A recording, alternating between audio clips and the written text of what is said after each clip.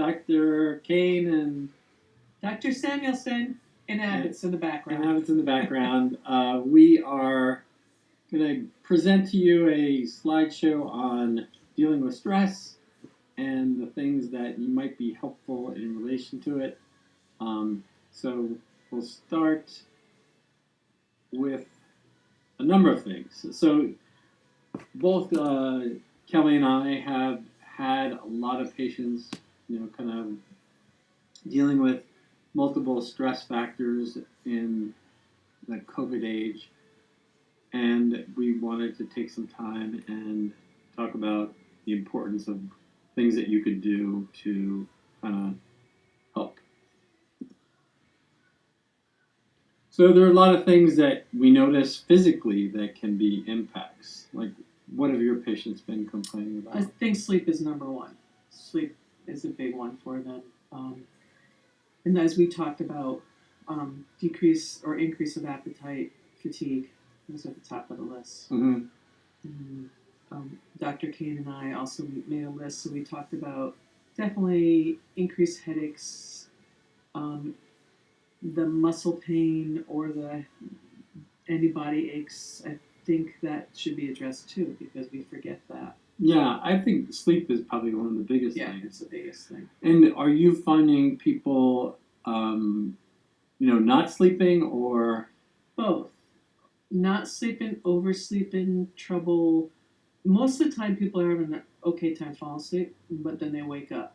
So I think That's happened to me. Oh yeah. I mean, I'll wake up at 2. And your mind's going and it's you're like, oh, really? Yeah. And, sometimes I'll get up and just do something different, or I will take something to help me go back to sleep. And we'll get through some of those suggestions. But has that happened to you?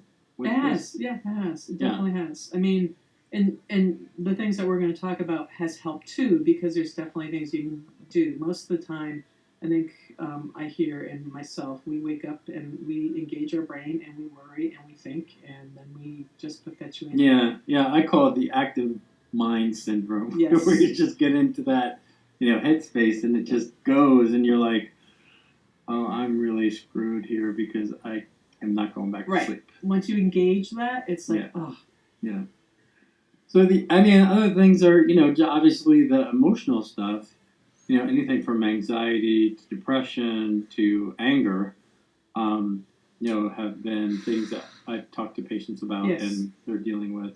Absolutely. Patients that, have had issues in the past with depression are finding it more stressful now. And people who've never had issues with depression are having issues with it now. Yeah. So, it just drives home the point of, taking care and trying to do the things that, kind of support us. A lot of people have that, mind-gut thing going on, when they're stressed. It affects their gut. So that is, something that for a lot of people it goes on, whether they, have more intestinal complaints during this time. I think the stress, I just think talking with patients, and just in general, when you start talking to them and they realize, oh, this is stress related, that is a huge relief too. Yeah, because it's not like some new thing. But some people are experienced for the first time, like you just said, so they're like, oh my gosh, what's going on? And the other thing, and I know Dr. Cannon does this too, is that we're always saying how much this affects your immune system. So in a time where your immune system has to be the best, we're like, you got to watch that, because it really does affect our immune system. Sure. That stress response does, kind of impact our ability to fight infection. So the other things, weight changes, obviously. Some of my patients are just like stress eating like crazy, and they're like, I'm gaining weight, and I'm like, yep. It's like a common thing. Very common right now. Yeah. Some people have lost appetite. I wish I was one of them. Me too. But it is interesting to see how, we all respond, to things. I mean, a lot of times when we, have an emotional impact, we go for, the things that help, kind of satisfy us. And for a lot of people, that is food. And for a lot of people, that's one of their coping mechanisms, which isn't a horrible thing as long as it's not the only coping mechanism. No, right. And we'll talk about food choices in a few minutes. But so it's not something you should beat yourself up about, but it's something that we can say, hey, instead of do this because right. it can Something be having some alternatives. Yeah. So we talked about the impact on our systems with stress, but for the most thing, it's a neurological and hormonal thing, and a lot of times in relation to that, it puts us in that heightened state of emergency that cortisol response and the sympathetic nervous system fires more, which makes all the other things that the parasympathetic nervous system that is controlled of harder. So it makes sense that your digestive function would be not as good or that you would have problems sleeping. But it does put a significant impact on the adrenals. And we know that anxiousness, that one anxious thought can so affect you physically. Yeah. It's amazing how powerful it can be. So there's a definite connection between what you're feeling and going through the stress and anxiety. Yeah, exactly. So what do you do to cope? So what do you do to cope? Well, there's definitely things that Dr. Kane and I talked about doing. Are you drinking more? And I almost fell into that. Yeah. All my friends call me, say, Kelly, you're the only friend I know who's not drinking more. So I stopped it. Like at first it was like, oh, I'll have a glass of wine, it helps, but I don't have it in my house. And I don't bring it to my house. Yeah. So I would say I'm not drinking more, but I easily could. Yeah. I easily could go to that. Right. So for me, it was a matter of making a conscious decision not to have it in my house and resort to it. Right. So. Yeah, but it is a common thing, and I'll ask people if their alcohol intake is higher, or if they're doing, some people are crossing the state line and getting them marijuana from Massachusetts, and I'm asking them about how much are you doing that, because it has increased for a number of people, and it's just a matter of what we routinely go to for our coping mechanisms, and true. It's like some people that's a part of their paradigm, and it is something that they go to. I find that for me the initial part of this was what was the saving grace was I was in the middle of a detox class. Oh, that's right. And that was kind of helpful because it gave me a structure to avoid all the things. But now that that's over, it's like I find that I'm eating more. We don't have any really sugary things in the house, but definitely I'm eating more. Yeah. And back to the drinking, with any habit we talk about, and I don't mean to say that's negative, you need to see a ritual that goes along with it. Like for some people, drinking out of a fancy wine glass. You have to recognize that. So, put a non-alcohol beer in a fancy glass or do something. So recognizing what that does for you. Sure, the ritual of it. Right. Like, is it the comfort of drinking with somebody? Is it a social thing? Is it the wine glass? Is it the taste? Is it, there's more to it than just the alcohol. So recognizing that and honoring that is important. Absolutely. So the other things, some people were talking about, just the impact on their, kind of isolation, and yes. For some people that are extroverts, this is like death. It's like I've talked to a number of patients. I have a couple patients who are extreme extroverts, and they're, kind of a spur of the moment type people, and they, like the adventure of going out and running into people, or having events that take them on a course through the day that's not planned. Everything's planned these days. Everything. And it's just those people are just like, kind of really having a difficult time in the idea of trying to figure out spontaneity or something that they can do to not feel so, kind of in that concrete and planned state is, a problem. And other people that are more, kind of introverted are having a easier time, obviously, Absolutely. with it. Yeah. I mean, Absolutely. I have friends that are, kind of definitely introverts, and they're like, I'm getting more projects done around the Right. house, and it's like no big deal for them. So again, everybody's an individual, and trying to figure out, how we cope, and whether that, coping mechanism is helpful or not. And that kind of gives us to like what I call thriving mechanisms, things that, can be a part of our foundation of support that can be good for us to make sure we get in every day so that we're doing pretty good on that. So nutritionally, what have you been recommending for patients? I think it's really important to, as much as you can, eat the way you were, good nutrition. And we'll talk about, allowing yourself to have treats, but try not to veer from that. And in the beginning, when we were all going to the grocery store, I think people were panicking and buying things that they normally don't buy because we didn't know. So they were buying more pastas or more of this.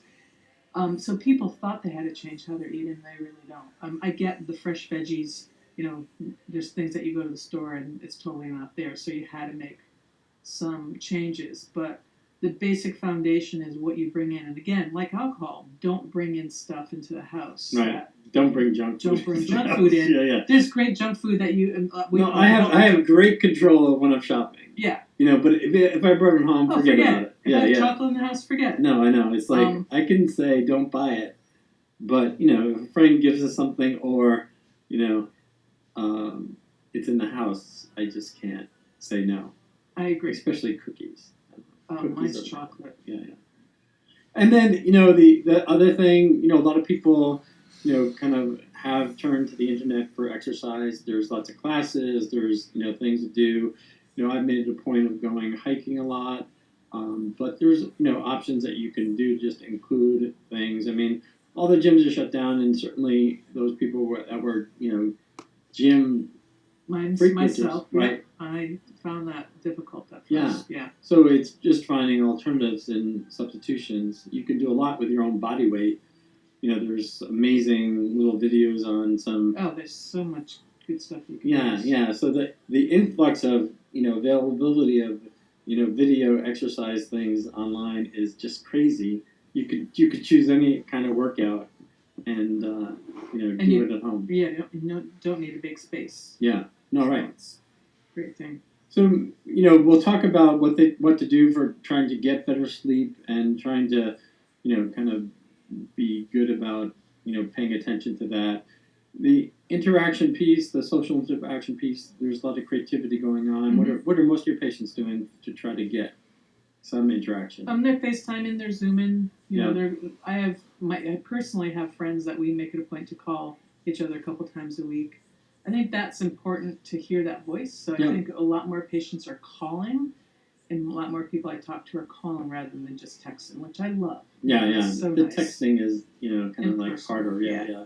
So that has definitely increased for people. Yeah, and I know for some people, because their work is so computer focused. I mean, they're doing meeting after meeting online. When they're off, it's like the last thing they want to do is get on the computer again. That's true. And Zoom with friends, or do other things. And for depending upon your comfort level, I've done hikes with friends and do the social distancing. Yeah. And that has been good. There was a recent event in our neighborhood where we have a great blues musician. He just sat on his porch and had an amp and played, music, and it was amazing. Oh, that's so great. And everybody in the neighborhood Heard sat it. on their front lawn, and it was a great thing. And it makes you kind of appreciate the community, appreciate things like that. Driveway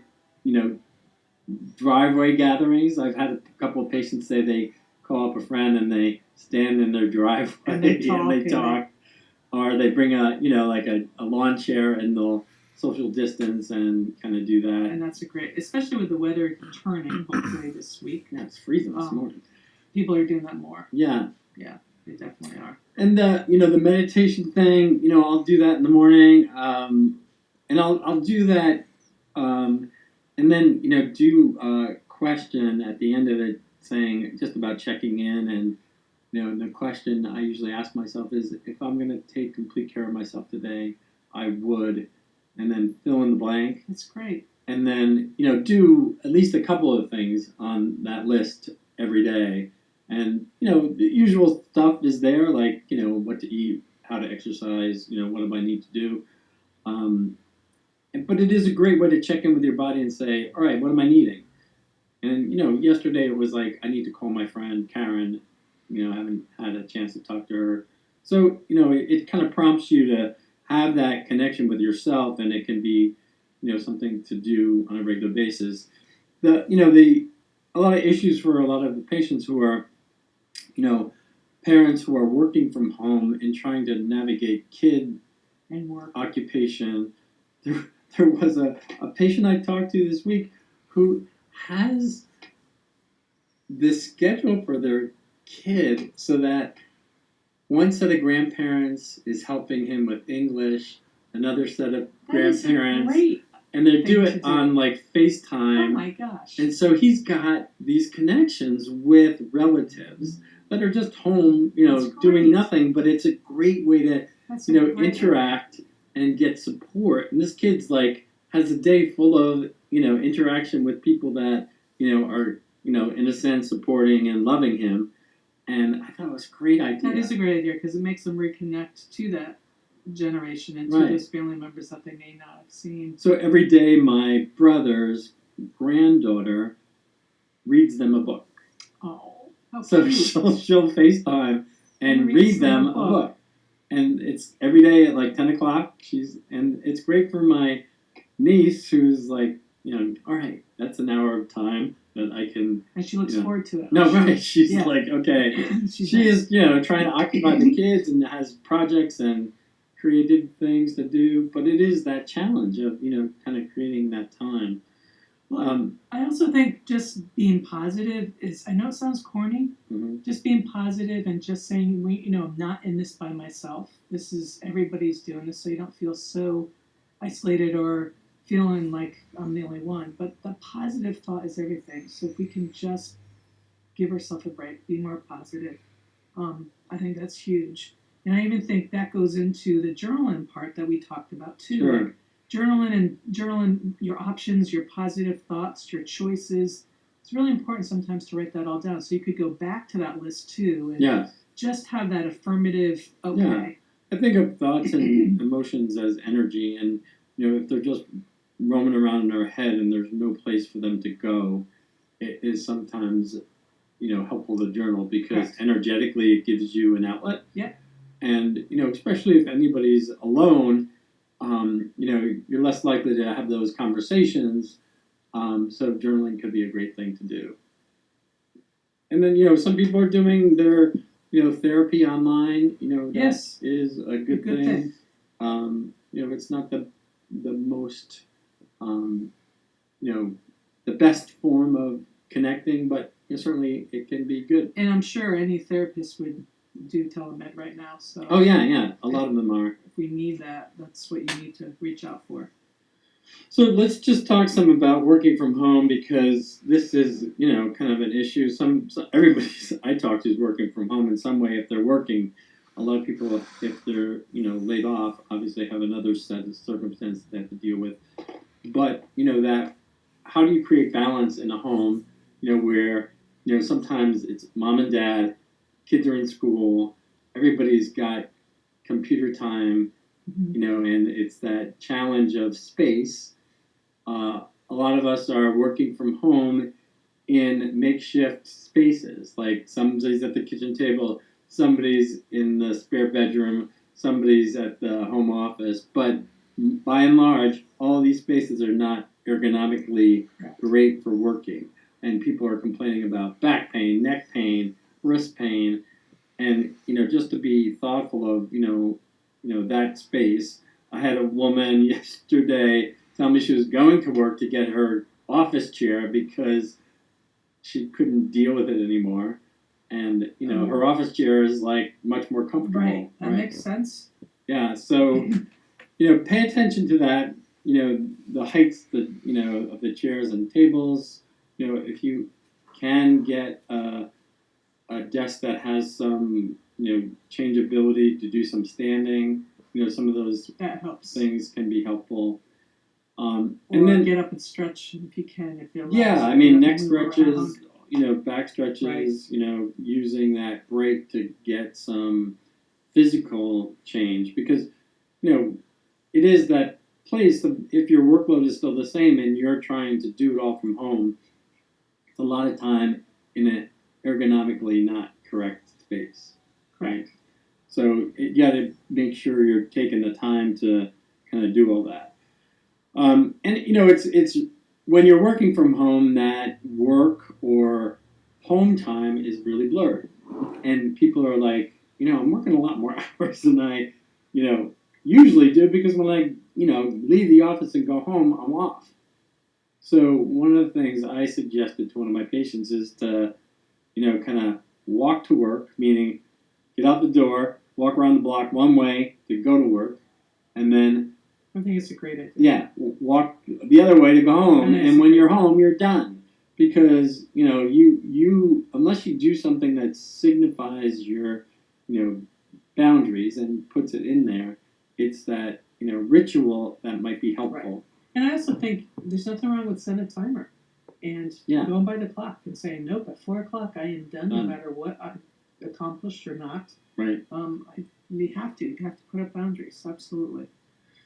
So what can help? Certainly for sleep, trying to maintain the same schedule day to day. Our body likes, routine as far as sleep goes. Some of the young people I've talked to were like, oh, yeah, I'm staying up to 4. Oh yeah, sleep until noon. I mean, it's like, I don't need to get up for class. Right. I can do it anytime. And I'm like, yeah, at some point you're going to have to re-enter universe. It's not healthy. I mean, even on the weekends, I always tell my patients to try to stay in the same schedule. Yeah. No matter what it is, you want to... Within reason. I mean, I get people want to sleep in a little bit longer, but right. You definitely have to maintain the same schedule because your body has that rhythm and it likes it. So what do you tell people to try to get them in that, kind of mode for winding down at night? Definitely get off your phone. Don't email. Everybody goes, oh, I get into bed on email. I'm like, that's the wrong thing to do. Right. So again, you kind of want to shut the mind down. You kind of want to get it not where it's geared up into thinking about work, thinking about issues. So my biggest thing is no TV, no phone, no nothing. Grab a book. Like 2 hours before bed? 2 hours before. Yeah. And a lot of people don't do that. And it's a really good habit to get into. Yeah, I know. It's like I catch myself sometimes like, oh, let me just check Facebook and see who's... Yeah. And the other things that you tell people? Definitely, we talked about this exercising, but don't exercise so close to bedtime. Yeah, that can be stimulating. It can stimulate you. Some yoga stuff is not calming, yeah, right? That's calming, exactly. But, the more rigorous stuff can be bad. And again, back to the alcohol. People say, well, it relaxes me. I'm like, it's not going to give you good sleep. No, I know. It's just not. So try not to drink before bedtime or in the Yeah. evening. And then, anything that's, kind of gets you out of your head and into your body. There's that relaxation technique called progressive relaxation. Oh, yes. Do you ever use that? I do. I personally do it when I go into bed. So it's that one where you kind of like sit and you breathe or lie and breathe, and then you focus on your feet and tighten them up and then relax them and work each muscle up the body so that you're tightening specific muscles and then relaxing them. It's probably one of the most commonly studied relaxation techniques and a lot of definite positives. And you'll be surprised how much tension you just hold in your face. Like when I get to my face, I'm like, oh my gosh. And my shoulders. So I do it a lot. You should video that so people can see your face tightened up and then relax. I'm sure they'll love that. That'll really set them off for a good night's sleep. Yeah. And then, meditation in the evening's good. It is good. So there's some music that can be helpful. One of my patients was talking about a certain hertz level of music that helps her relax.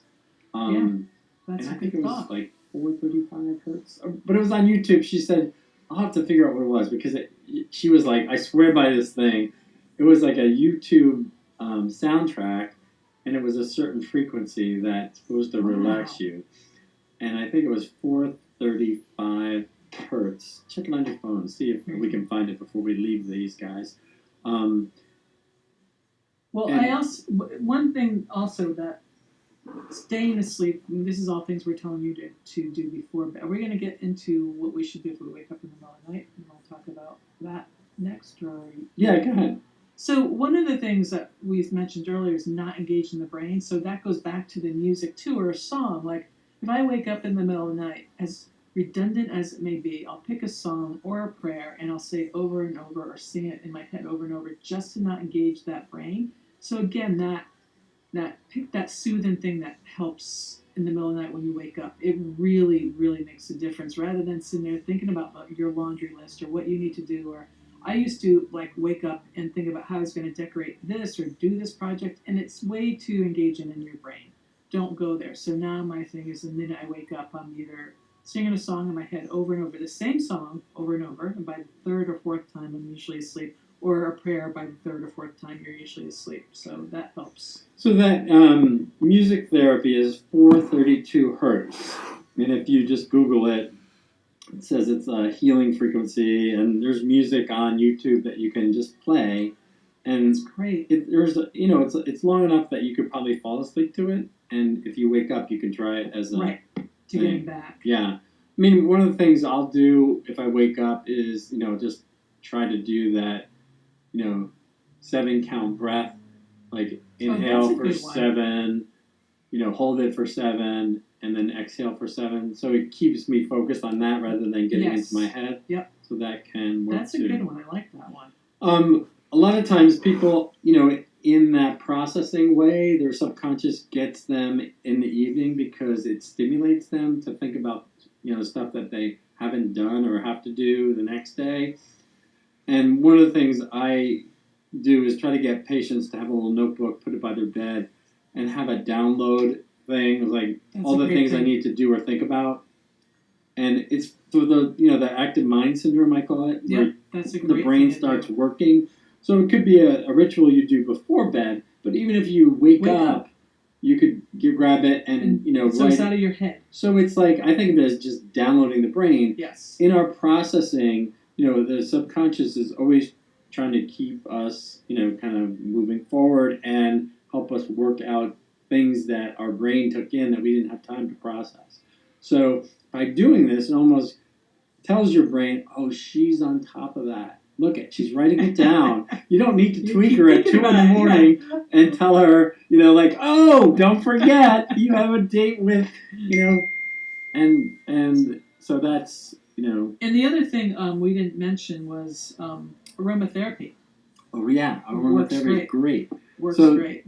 those relaxation kind of smells. I don't like lavender, but lavender's one that, I'm not fond of it either. Yeah. But people like it. yeah, lemongrass is one of them. Lemongrass, but there's some great any smell that smells good to you. Right, cinnamon. My daughter always apple. has 3 candles, going at night before she falls asleep. Yeah. A lavender oil, though, is great to rub on the bottom of your feet. It's Right. great, so don't hesitate to do not only the smell as a Yeah. candle or incense or just having the oil near the bed, but actually on your body, rub it in the bottom of your feet, rub it on the temples, rub it on your wrists.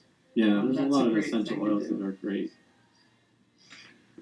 So, supplement-wise, I use a couple of these on a regular basis personally. So I'll take 5-HTP and melatonin together some nights, It's a great combo, and the melatonin I think helps me get to sleep, but it doesn't keep you asleep. but the 5-HT Right. tends to help keep me asleep. You use tension ease with your patients a Tension lot? ease is, yes, So- that's a product we have at Yeah. the office, and it's a I combination like it too. of nervines and Mhm. L-theanine, which is an amino acid. It's got a little bit of everything. It has a in it. little bit of everything. So if one herb doesn't work, and I've done this before with patients, I'll put them on one herb like Scutellarian, doesn't work, I'll try them on hops. Tension ease has it all, and I have great feedback from patients. Like, it takes the edge off, doesn't Yeah. make you feel like you're drugged, like if you took Benadryl or Yeah. another over the counter. And it could be good for anxiety as well. During the day, it's great. Yeah, so it's not like it's going to put you out, but it definitely kind of gets you to a deeper place in your sleep. Yep, it definitely helps with serotonin too. So the serotonin is really important for our sleep and our sense of well-being, ironically, it really does help you to have a balanced serotonin. So these are all things, nervines, amino acids that address that, and I think it gives us a sense of well-being even into the next day. And like Dr. Kane said, even dosing during the day with tensionees or one of these nervine herbs that we're talking about will help without making you feel groggy. Sure. So that's something to consider. I think, for most people, it's like that. They go through maybe one or two cycles of, their sleep, and when they're in the lighter stages of sleep, that's when they'll often wake up Yes. and have trouble getting back. I mean, I've waken up in the middle of the night in a deeper phase of sleep, shuffle to the bathroom, shuffle back, and, don't even leave my dream state and carry on the dream. And other times, I'm waking up in the lighter stages and I'm like, that's when I know I'm not going back. Right. And it's harder. And so, some of those nervines can help you get to the deeper stage so that, that you're, even if you're doing the shuffle to the bathroom and back, you might not have problem going back to sleep. But as always, make sure that you talk to your healthcare practitioner, that you're not So if you guys have something. questions about, is that okay with what I'm taking already? Right. Is that okay with the med I'm on? Yeah. So medication, we want to make sure. We are doing telemed, even if these things we can, kind of do a short visit just to check on what you're doing for support as far as sleep and, adrenal support, which are both important these days.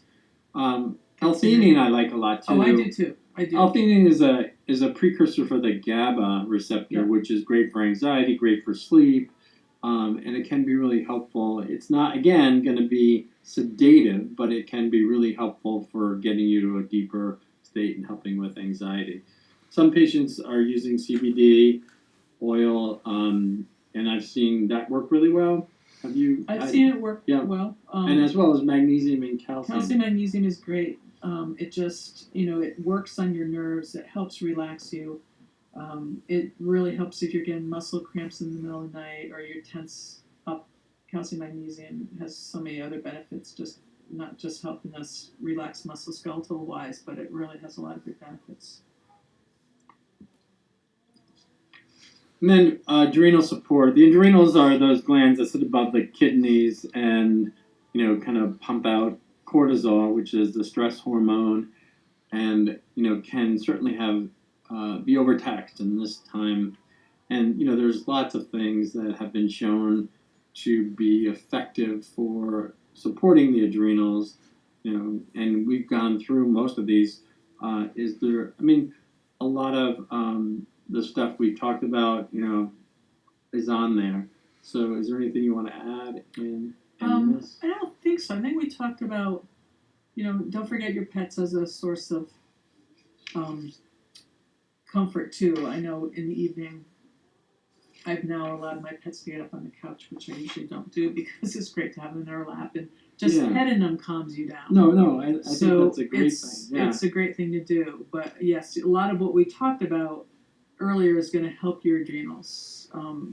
There's lots of adaptogenic botanicals too. Right. We, Dr. Kane and I talked about that before too. That there's more you can do. Like we have adrenal support in the office.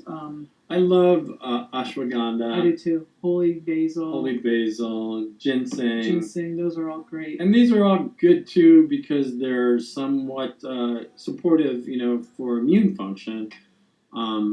There's a number of them that would be appropriate now, like Schizandra, rhodiola, also are good. Those are really good. And I like those lists because most of them are not going to be too stimulating. Right. Some of the adrenal support can be stimulating. These are kind of more nurturative. They're supportive, and they're not going to usually not interact with any other medication. Be careful of licorice, because that can increase blood pressure, and it's not my favorite, but it's in a lot of formulas that support the adrenals. Yeah. But there is a lot you can do. So, certainly from the standpoint of, diet and what we eat, I'm a big fan of intermittent fasting. That, it's like usually I will stop eating at 7 o'clock at night and then not eat till 11 the next day. So it really makes your the meal time, 8 hours, and it's a lot harder to be bad for. It is. Like I did that last night. It was like 7 o'clock, and I'm like, oh, I'll have some popcorn. I'm like, oh, it's 7 o'clock, and it's great No, because it it just really gives you a stops structure, you. Gives you a right? structure. Right. I'm like, yeah, I really didn't need that popcorn, even though. Yeah, I had a patient email me today who said, "Oh, that intermittent fasting's working. I'm losing like weight, and I'm feeling better, and my mind's working better." And yeah, there's lots of data on it. We have a great handout on it. If you guys want it, you can let me know. Um, and we talked about don't buying it. I mean, we're having more control at the store than at home. Don't buy it. Having fruit available for snacks. Well, I think there's a lot more. I mean, just like having instead of ice cream, having yogurt there with fresh fruit and nuts. And we talked about this before, Dr. Kane, that good fats are a way to decrease your sugar cravings. So don't forget those avocados, those nut butters, those, like some almond butter on a stalk of celery is like one of the things I go to if I'm like. An apple and peanut butter is one of my favorites. Banana peanut butter is definitely one of my favorites. Yeah. So those are what you want to do. That's what when we're talking about emotional eating, and again, those very soothing. So make some good choices, but there's nothing wrong with letting the food soothe you. Like I said, if it's not your only coping mechanism, but if you have those choices, like popcorn instead of chips, don't bring them to the house. There's potato chips in the cabinet. They're calling me. They're calling me from the cabinet. So popcorn is better.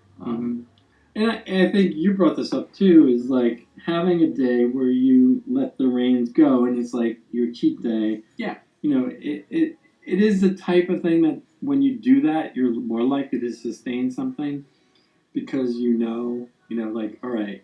Tomorrow's the day I can go get. So I call them the no sugar days. Like pick a day. I'm not having sugar today. I can have some tomorrow. And it's like the fasting. You don't overindulge the next day. You find out. Like, oh, I could have a cookie, and then you're okay. You can work up to 2 no sugar days in a row, and then having a sugar day. But allowing yourself to have that is a good thing. I mean, you don't say never. I'm not going to have sugar in the house. I'm never going to have sugar again. But if you have that structure, it must, like the intermittent fasting, it helps. It really does help. Yeah. And then reading labels. Most of you are good label readers. But it is amazing, what's in a lot of these things that, we bring home. Yeah, if the label says healthy or we think we're eating, good granola and we read the label and there's tons of sugar in it, you got to get in the habit of reading labels. Yeah. Just making sure that they're not crazy high in certain things. So we'll hope that helps you, and we are available. You can, email us if you have any questions, or if you guys want to, schedule an appointment. We are available for the telemed stuff.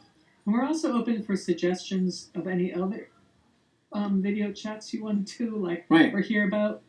Give us your thoughts. Do you want one on another topic? We just thought this was important to do now because of what we're seeing, but moving forward, if there's a specific thing or another topic, we would love to hear back from you guys what you need.